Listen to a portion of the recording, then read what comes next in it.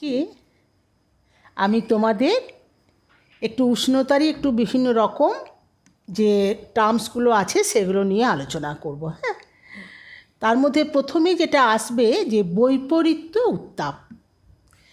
এতদিন পর্যন্ত যতক্ষণ পড়িয়েছিলাম তোমাদের, তাতে আমরা কি জেনেছিলাম যে উচ্চতা বৃদ্ধির সাথে সাথে তাপমাত্রা যত উচ্চতা বাড়ে তত তাপমাত্রা কমে ট্রপোস্ফিয়ারে। তা আমরা তো ট্রপোস্ফিয়ারের মধ্যেই রয়েছি, তো ভূপৃষ্ঠ থেকে যত উপরের দিকে ওঠা যায় তত তাপমাত্রা কমতে থাকে। কিন্তু এর একটা ব্যতিক্রম ঘটনাও ঘটে। কখনো কখনো উচ্চতা বৃদ্ধির সঙ্গে সঙ্গে তাপমাত্রা না কমে উষ্ণতা বাড়তে থাকে। স্বাভাবিক অবস্থায় উচ্চতা বৃদ্ধি হলে তাপমাত্রা কমে, কিন্তু কখনো কখনো দেখা যায় যে কিছু ক্ষেত্রে যে উচ্চতা বৃদ্ধির সঙ্গে সঙ্গে তাপমাত্রা বাড়ছে। এই যে উচ্চতা বৃদ্ধির সঙ্গে উষ্ণতা হ্রাসের একটা বিপরীত সম্পর্ক রয়েছে, এটাকেই বলা হচ্ছে বৈপরীত্য উত্তাপ। ঠিক আছে, কারণটা কি? ট্রপোস্ফিয়ারে উচ্চতা বাড়লে উষ্ণতা বাড়ছে। মনে করো এটা হচ্ছে আমাদের একটা পার্বত্য অঞ্চল। পার্বত্য অঞ্চলের উপরের অংশের বায়ুমণ্ডলে সেখানে কিন্তু তাপ দ্রুত হারে বিকিরণ হয়। তার কারণটা কি? এখানে বায়ুস্তরটা খুব পাতলা হয়, ঘনত্ব কম হয়। তার ফলে সে সহজেই এবং এমনি উচ্চতা বৃদ্ধির কারণে এখানকার তাপমাত্রাটা এমনিতেই কম হয়। তা এখন যেহেতু উপরের অংশটা এই পার্বত্য অঞ্চলের উপত্যকার তুলনায় উপরের অংশটা বেশি ঠান্ডা, সে দ্রুত তাপ বিকিরণ করে ঠান্ডা হচ্ছে, আর এমনি উচ্চতা বেশির কারণেও ঠান্ডা হয়েছে। তখন এখানকার বাতাসটা ঠান্ডা হওয়ার কারণে ভারী হয়ে যায়, ঘনত্ব বেশি হয়ে যায়, ভারী হয়ে যায়। তখন অভিকর্ষের টানে সে আস্তে আস্তে নিচের দিকে নেমে উপত্যকায় নেমে আসে, এখানটায় নেমে অবস্থান করে। এই যে এখানটা শূন্যস্থানটার সৃষ্টি হলো, এই শূন্যস্থানটাকে পূরণ করার জন্য অপেক্ষাকৃত গরম বাতাসটা সে কিন্তু উপরে উঠে যায়। তাহলে আমরা যখন কোনো পর্বত আরোহী বা সাধারণ মানুষ যখন নিচে থেকে উপরে যাব, কী লিখব? এখানটা হচ্ছে ঠান্ডা, আর অপরদিকে কিছুটা উপরে গেলে এখানে পেয়ে যাব গরম। তা এই যে উপত্যকার নিচের অংশ ঠান্ডা আর উপরটা গরম, এটাই হচ্ছে বৈপরীত্য উত্তাপ। তাহলে কখন হয়? রাতের বেলায় হয়। কোন কালে হয়? শীতকালে হয়। কোন অঞ্চলে হয়? নাতিশীতোষ্ণ অঞ্চলের পার্বত্য অঞ্চলে শীতকালে রাতের বেলায় পাহাড়ের উপরকার বাতাস বেশি ঠান্ডা হয়ে তাপ বিকিরণ করার কারণে ভারী হয়ে অভিকর্ষের টানে নিচে নেমে উপত্যকায় চলে আসে।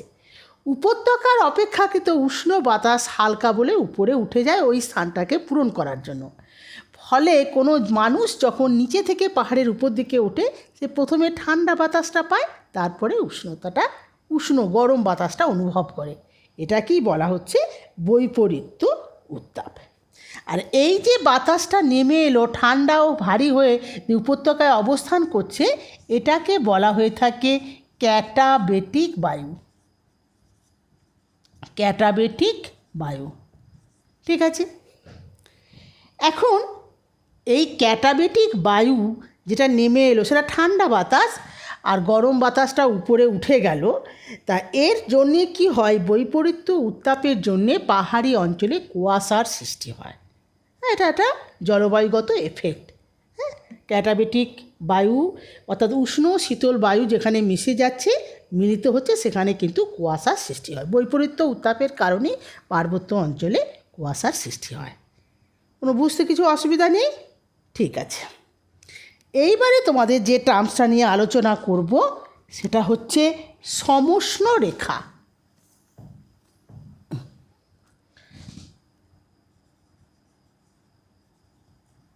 সমষ্ণ রেখা।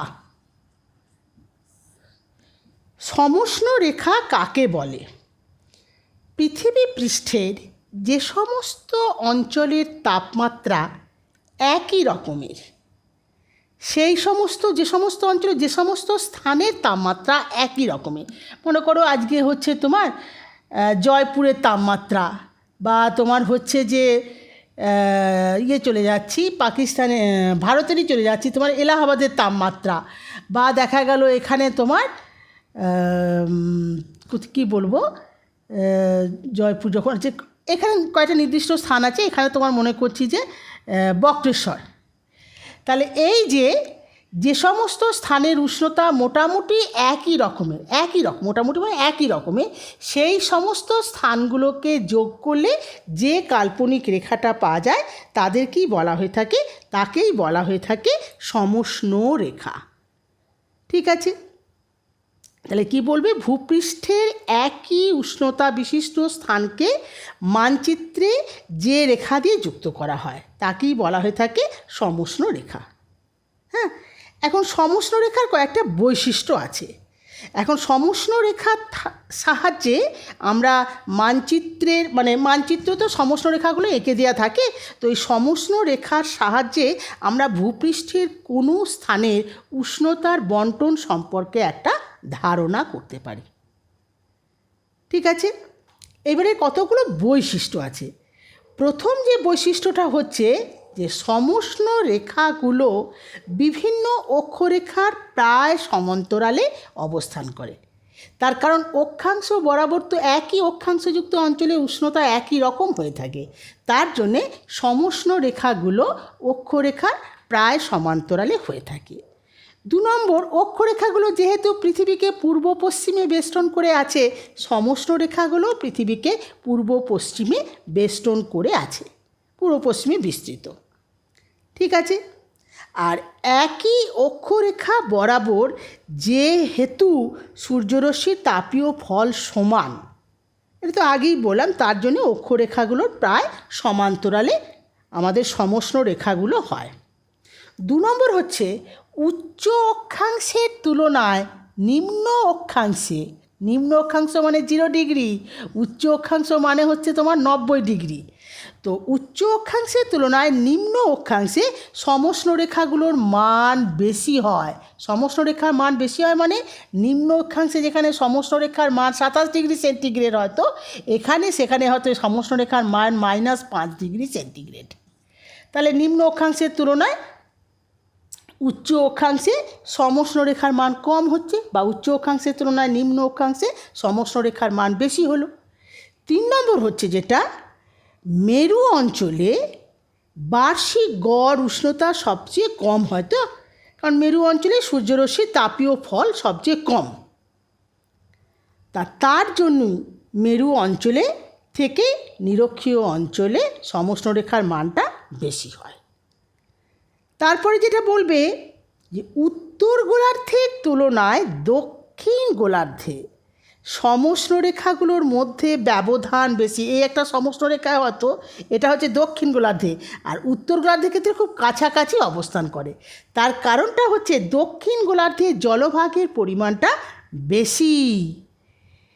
জলভাগের পরিমাণ বেশি হওয়ার জন্য একটা বিশাল অঞ্চল জুড়ে উষ্ণতা একই রকম থাকে, আর উত্তর গোলার্ধে কিন্তু স্থলভাগের পরিমাণ বেশি। স্থলভাগের মধ্যে ব্যাপক বৈচিত্র্য থাকায় সেখানে কিন্তু দেখা যায় সমষ্ণ রেখাগুলো কাছাকাছি অবস্থান করছে, মানে অল্প অঞ্চলের মধ্যে উষ্ণতার একটা পার্থক্য বিশাল থাকে।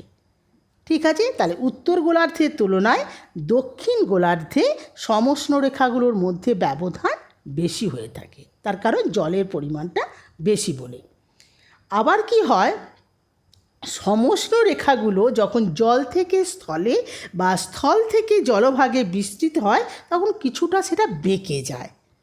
তার কারণটা হচ্ছে সমুদ্র স্রোতের প্রভাব, তারপরে স্থলভাগ আর জলভাগের উষ্ণতার পার্থক্য ইত্যাদি কারণ। আবার সূর্যের উত্তরায়ণ ও দক্ষিণায়নের সাথে সাথে সমষ্ণ রেখাগুলো উত্তরায়ণের সময় উত্তরে সরে যায়, দক্ষিণায়নের সময় সমষ্ণ রেখাগুলো দক্ষিণ দিকে সরে যায়। তাহলে কি কি বৈশিষ্ট্য তোমরা বলবে? 1 নম্বর যেটা হচ্ছে সমষ্ণ রেখা কাকে বলে? পৃথিবীর যে সমস্ত জায়গার একটা নির্দিষ্ট সময়ে তাপমাত্রা একই রকম থাকে, সেই সমস্ত স্থানগুলোকে যোগ করলে যে কাল্পনিক রেখাটা পাওয়া যায় তাকেই বলা হয় সমষ্ণ রেখা। সমষ্ণ রেখাগুলোর সাহায্যে আমরা কোনো অঞ্চলের উষ্ণতা সম্পর্কে একটা ধারণা পাই। সমষ্ণ রেখাগুলোর বৈশিষ্ট্য কি? 1 নম্বর হচ্ছে সমষ্ণ রেখাগুলো অক্ষরেখার প্রায় সমান্তরালে থাকে। তার কারণটা হচ্ছে একই অক্ষাংশের তাপমাত্রা বা তাপীয় ফল মোটামুটি একই রকম হয়। 2 নম্বর হচ্ছে অক্ষরেখাগুলো যেহেতু পূর্ব পশ্চিমে বিস্তৃত, সমষ্ণ রেখাগুলো পূর্ব পশ্চিমে বিস্তৃত হয়ে থাকে।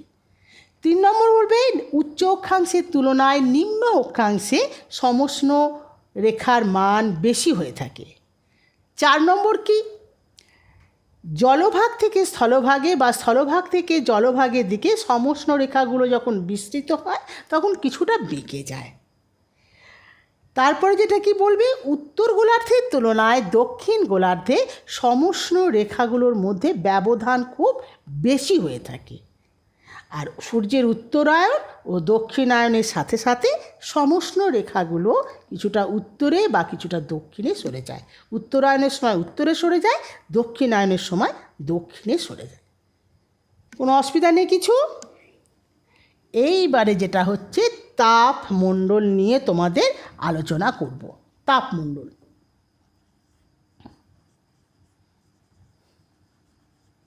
তাপমণ্ডল, ঠিক আছে। এখন দেখো, আমরা আগেই বলেছি যে অক্ষাংশের পরিবর্তন হলে তাপমাত্রারও পরিবর্তন হয়। যত আমরা নিম্ন অক্ষাংশ থেকে উচ্চ অক্ষাংশের দিকে যাব তত তাপমাত্রা কমতে থাকে। তো অক্ষাংশের পার্থক্যের জন্য এই যে উষ্ণতার পার্থক্য হলো, তার কারণে কি হয়, গোলাকার পৃথিবীকে আমরা অক্ষাংশের ভিত্তিতে এক একটি উষ্ণতাযুক্ত অঞ্চলকে কয়েকটি কাল্পনিক বলয়ে ভাগ করি। এইগুলো কি বলা হচ্ছে, যে কাল্পনিক যে বলয়গুলো সেটাকেই বলা হচ্ছে তাপ বলয়। কি ব্যাপারটা দাঁড়ালো বলো? আমাদের অক্ষাংশের পরিবর্তন হলে কি হয়? উষ্ণতার পরিবর্তন হয়। নিম্ন অক্ষাংশ থেকে যত আমরা উচ্চ অক্ষাংশের দিকে যাব তত তাপমাত্রা কমতে থাকে। তা এই জন্য কি হয়েছে, আমাদের অক্ষাংশের ভিত্তিতে গোলাকার পৃথিবীকে প্রায় একই উষ্ণতাযুক্ত কতগুলো বলয়ে ভাগ করা হয়েছে। কিসের ভিত্তিতে? অক্ষাংশের ভিত্তিতে গোলাকার পৃথিবীতে, মানে পৃথিবীটাকে একই উষ্ণতাযুক্ত কতগুলো বলয়ে ভাগ করা হয়েছে। এই যে বলয়গুলোয় ভাগ করা হলো এগুলো কি বলা হচ্ছে? তাপ বলয়। তা পৃথিবীতে এরকম 3টে তাপমণ্ডল আছে। 3টে। কি কি তাপ বলয়গুলো? 1 নম্বর হচ্ছে তোমার, আমি বলছি,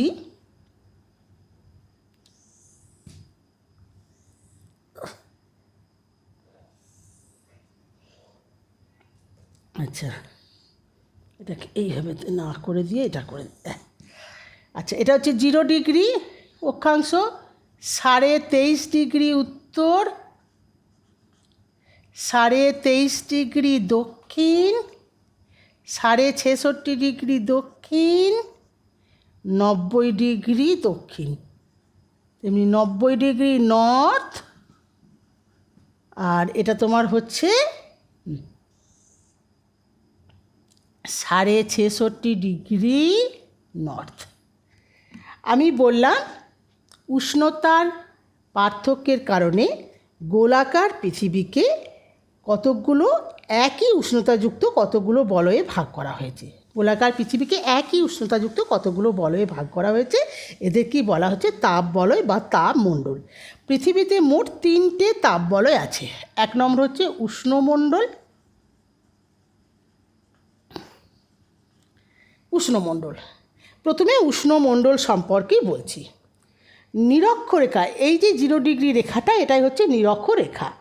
নিরক্ষরেখার উভয় দিকে উত্তর ও দক্ষিণ গোলার্ধে 23.5 ডিগ্রি উত্তর অক্ষরেখা থেকে 23.5 ডিগ্রি দক্ষিণ অক্ষরেখা পর্যন্ত একই ধরনের তাপমাত্রা থাকে। অর্থাৎ নিরক্ষরেখার উভয় দিকে কর্কটক্রান্তি রেখা থেকে মকরক্রান্তি রেখার মধ্যে যে তাপবলয়টা অবস্থান করছে সেটাই হচ্ছে আমাদের উষ্ণমণ্ডল। মনে থাকবে। এই উষ্ণমণ্ডলের গড় তাপমাত্রা হচ্ছে 27 ডিগ্রি সেন্টিগ্রেড। তাহলে উষ্ণমণ্ডলের গড় তাপমাত্রা করো 27 ডিগ্রি সেন্টিগ্রেড। বার্ষিক উষ্ণতার প্রসর আগে আলোচনা করেছি, এই অঞ্চলে কিন্তু কম, খুব কম বার্ষিক উষ্ণতার প্রসর। আর এই অঞ্চলে কিন্তু ঋতু বৈচিত্র্যহীন, মানে এখানে একটাই ঋতু লক্ষ্য করা যায়, সেটা হচ্ছে উষ্ণ ঋতু, গ্রীষ্ম ঋতু। সারা বছরই এখানে তাপমাত্রা খুব বেশি থাকে। তার কারণটা কি? সূর্যরশ্মি এখানে সারা বছরই লম্বভাবে কিরণ দেয়, তার জন্যে তাপমাত্রা বেশি থাকে। গড় তাপমাত্রা হচ্ছে 27 ডিগ্রি সেন্টিগ্রেড। তাহলে এটাই গেল তোমাদের উষ্ণমণ্ডল। তাহলে কি বলবে? নিরক্ষরেখার উভয় দিকে কর্কটক্রান্তি রেখা থেকে মকরক্রান্তি রেখার মধ্যে আমাদের উষ্ণমণ্ডলটা অবস্থান করছে। এখানকার গড় তাপমাত্রা হচ্ছে 27 ডিগ্রি সেন্টিগ্রেড। সারা বছরই এই অঞ্চলের উষ্ণতা খুব বেশি হয়ে থাকে, যেহেতু সূর্য এখানে সারা বছরই লম্বভাবে কিরণ দেয়, মানে 90 ডিগ্রি কোণে এখানে কিরণটা দিয়ে থাকে। এখানে কোনো ঋতু বৈচিত্র্য লক্ষ্য করা যায় না, একটাই ঋতু থাকে, সেটা হচ্ছে তোমার উষ্ণ বা গ্রীষ্ম ঋতু। ঠিক আছে। 2 নম্বর হচ্ছে,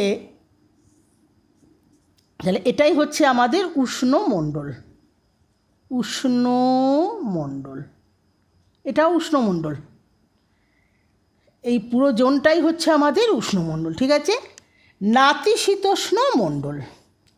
নাতিশীতোষ্ণ মণ্ডল, আচ্ছা, 23.5 ডিগ্রি অক্ষরেখা থেকে উভয় গোলার্ধে, উত্তর গোলার্ধেও বটে দক্ষিণ গোলার্ধেও বটে, 23.5 ডিগ্রি অক্ষরেখা থেকে 66.5 ডিগ্রি অক্ষরেখার মধ্যে বিস্তৃত অঞ্চলটাই হচ্ছে নাতিশীতোষ্ণ মণ্ডল। অর্থাৎ কর্কটক্রান্তি রেখা থেকে সুমেরু বৃত্ত পর্যন্ত আর মকরক্রান্তি রেখা থেকে কুমেরু বৃত্ত পর্যন্ত অঞ্চলটা হচ্ছে তোমার নাতিশীতোষ্ণ মণ্ডল। এইখানে সূর্যরশ্মি খুব লম্বভাবেও কিরণ দেয় না, খুব তির্যকভাবেও কিরণ দেয় না। তার জন্যে এই অঞ্চলে গড় তাপমাত্রা থাকে 0 ডিগ্রি থেকে 27 ডিগ্রি সেন্টিগ্রেডের মধ্যে, দুটো অঞ্চলই 0 থেকে 27। ঠিক আছে। এখন এই কর্কটক্রান্তি রেখা থেকে সুমেরু বৃত্ত পর্যন্ত এই যে নাতিশীতোষ্ণ মণ্ডল, যেহেতু এটা উত্তর গোলার্ধে, তার নাম হচ্ছে, সেই জন্য এর নাম হচ্ছে উত্তর নাতিশীতোষ্ণ মণ্ডল। আর দক্ষিণ গোলার্ধে এই নাতিশীতোষ্ণ মণ্ডলটার নাম হচ্ছে তোমার দক্ষিণ নাতিশীতোষ্ণ মণ্ডল। তাপমাত্রা কি বললাম? 0 থেকে 27 ডিগ্রি সেন্টিগ্রেডের মধ্যে থাকে। কিন্তু এই কর্কটক্রান্তি বা মকরক্রান্তি রেখার কাছে এখানে উষ্ণতা যতটা হয়, যত উত্তর বা দক্ষিণ উভয় দিকেই যত দক্ষিণে যাওয়া যায়, তত কিন্তু তাপমাত্রা কম হয়। সেই জন্য ক্রান্তীয় বৃত্ত সংলগ্ন অঞ্চলটা হচ্ছে উষ্ণ নাতিশীতোষ্ণ মণ্ডল, মানে এই পোর্শনের এখানটায় হচ্ছে উষ্ণ নাতিশীতোষ্ণ মণ্ডল। আর সুমেরু বৃত্ত বা কুমেরু বৃত্তের কাছাকাছি অঞ্চলটা হচ্ছে শীতল নাতিশীতোষ্ণ মণ্ডল, যেহেতু ওখানে তাপমাত্রাটা অনেকটা কম হয়ে থাকে। আর এই অঞ্চল দুটোতে নাতিশীতোষ্ণ মণ্ডলে সারা বছরই তাপমাত্রা খুব কম বা খুব বেশি নয়, নয় শরৎকাল না হলে বসন্তকাল বিরাজ করে। ঠিক আছে। আর 3 নম্বর হচ্ছে হিমমণ্ডল। হিমমণ্ডল 66.5 ডিগ্রি থেকে 90 ডিগ্রি উভয় গোলার্ধে, 66.5 ডিগ্রি থেকে 90 ডিগ্রি অক্ষাংশ পর্যন্ত অঞ্চলটাই হচ্ছে হিমমণ্ডল। উত্তর গোলার্ধে এর নাম হচ্ছে উত্তর হিমমণ্ডল, আর দক্ষিণ গোলার্ধে এর নাম হচ্ছে দক্ষিণ হিমমণ্ডল। তাপমাত্রা গড়ে থাকে 0 ডিগ্রি সেন্টিগ্রেডের নিচে, মাইনাসের নিচে নেমে যায়। সারা বছরই এই দুই অঞ্চলে তুষারপাত ও বরফাচ্ছন্ন অবস্থা থাকে। আর এই অঞ্চলে কিন্তু সারা বছরই সূর্যরশ্মি তির্যকভাবে কিরণ দেয়, আর বার্ষিক উষ্ণতার প্রসর এই অঞ্চলে বেশি হয়ে থাকে। একমাত্র উষ্ণমণ্ডলে বার্ষিক উষ্ণতার প্রসর খুব কম, তার থেকে বেশি হয়ে থাকে উষ্ণতার প্রসর নাতিশীতোষ্ণ মণ্ডলে, আরও বেশি হয়ে থাকে হিমমণ্ডলে। তাহলে তাপমাত্রার ভিত্তিতে আমাদের পৃথিবীকে 3টে মণ্ডলে ভাগ করা হয়েছে: উষ্ণমণ্ডল, নাতিশীতোষ্ণ মণ্ডল আর হিমমণ্ডল। উষ্ণমণ্ডল হচ্ছে নিরক্ষরেখার উভয় দিকে কর্কটক্রান্তি রেখা থেকে মকরক্রান্তি রেখা পর্যন্ত বিস্তৃত। এই অঞ্চলে গড় তাপমাত্রা হচ্ছে 27 ডিগ্রি সেন্টিগ্রেড। কর্কটক্রান্তি রেখা থেকে সুমেরুবৃত্ত আর মকরক্রান্তি রেখা থেকে কুমেরুবৃত্ত পর্যন্ত অঞ্চলটা হচ্ছে নাতিশীতোষ্ণ মণ্ডল। উত্তর গোলার্ধে এর নাম উত্তর নাতিশীতোষ্ণ মণ্ডল, দক্ষিণ গোলার্ধে এর নাম দক্ষিণ নাতিশীতোষ্ণ মণ্ডল। এই অঞ্চলে গড় তাপমাত্রা হচ্ছে 0 থেকে 27 ডিগ্রি সেন্টিগ্রেড। এখানে তাপমাত্রা খুব বেশিও হয় না, খুব কমও হয় না, কিন্তু যেটা হয়ে থাকে ক্রান্তীয় রেখাগুলোর কাছে উষ্ণতা বেশি হয়ে থাকে, তাই ক্রান্তীয় অঞ্চলের কাছাকাছি হচ্ছে উষ্ণ নাতিশীতোষ্ণ মণ্ডল, অপরদিকে সুমেরুবৃত্ত বা কুমেরুবৃত্তের কাছে ওদের নাম হচ্ছে শীতল নাতিশীতোষ্ণ মণ্ডল। অপরদিকে 66.5 ডিগ্রি থেকে 90 ডিগ্রি অক্ষাংশের মধ্যে অবস্থান করে আমাদের হিমমণ্ডল। এই অঞ্চলে সূর্য সারা বছরই তির্যকভাবে কিরণ দেয়। নিরক্ষরেখায় যেমন 90 ডিগ্রি কোণে কিরণ দিয়েছিল, আর এখানে কি হয়, আর নাতিশীতোষ্ণ মণ্ডলে কিরণ দেয় এই 0 থেকে 12 ডিগ্রি সেন্টিগ্রেডের মধ্যে, কিন্তু এখানে তোমার কিরণটা দিয়ে থাকে তোমার প্রায় 43 ডিগ্রি কোণে কিরণ দিয়ে থাকে। সারা বছরই এখানে সূর্য তির্যকভাবে কিরণ দেওয়া প্রচণ্ড ঠান্ডা হয়ে থাকে। হ্যাঁ, এখানে বরফাবৃত থাকে, বরফাচ্ছন্ন থাকে, আর বার্ষিক উষ্ণতার প্রসার এখানে খুব বেশি হয়। তাহলে ঠিক আছে, কোনো বুঝতে অসুবিধা কিছু নেই, থাকলে আমাকে পরে জিজ্ঞেস করে নিও। আজকে এটুকুই থাকুক।